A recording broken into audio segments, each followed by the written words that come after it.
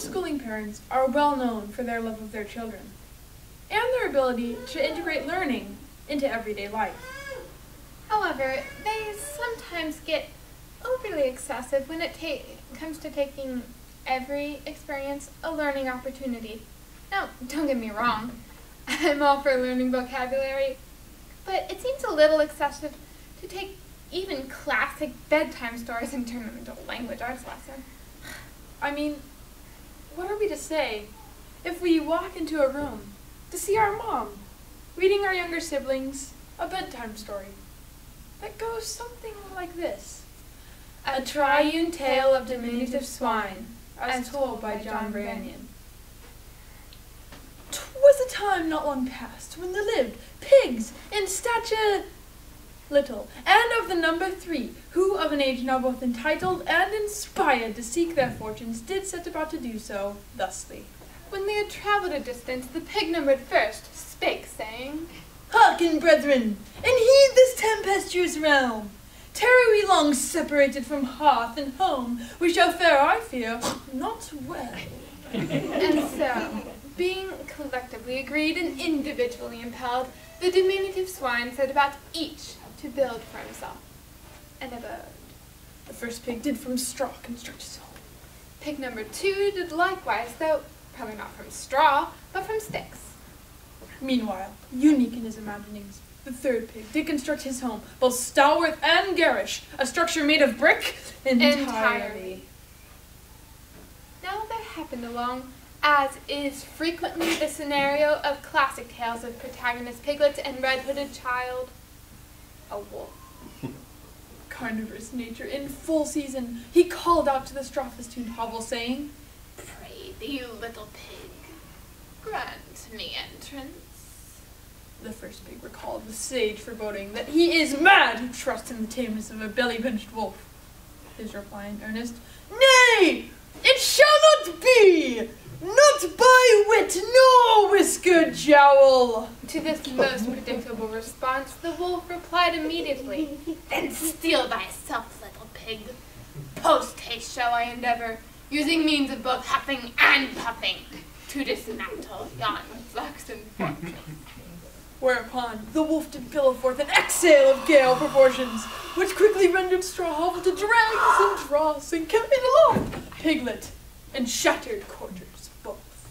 Exposed now to claw and fang, pig numbered first made haste, wolf in pursuit, to the stick-festooned sanctum of Peccary Secondary.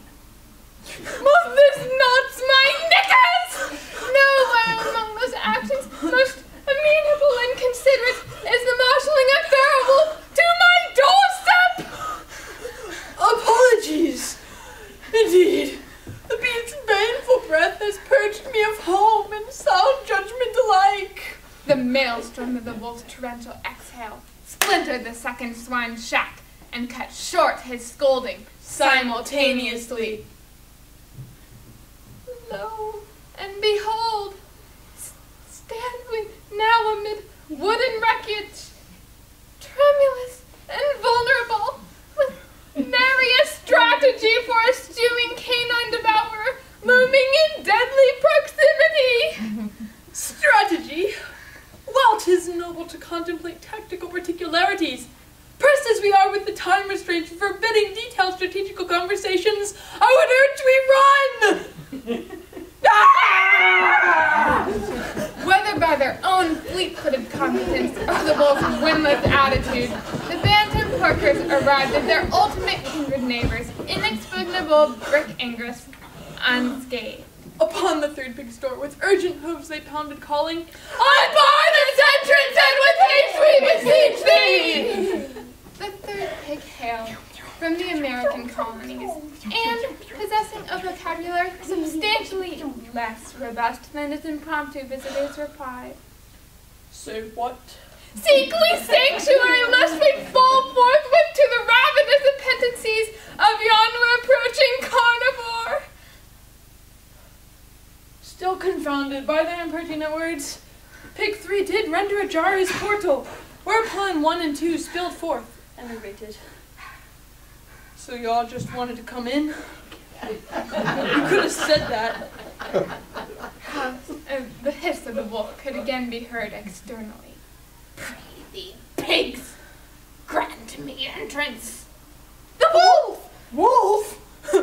Well, what do you suppose he wants? "He seeks to gain purchase within. Indeed, he would occupy this very alcove, were he afforded but the most meager of opportunities." Right. You know, I'm just gonna go kind of see what he wants. "Under no circumstances there is not to be gained accosting external opponents save our own immediate demise." What you say about my mama? Shouts and arguments were again indulged in the malevolent blast of wolfish wind.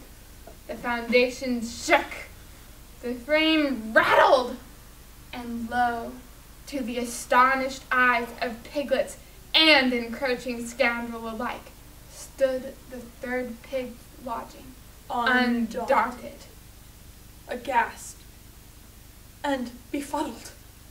2 queried of 3. "How dost against such relentless onslaught this domicile endure?" Pig 3, puffed out chest, tapped her flute to the hearth, and replied, It's American made.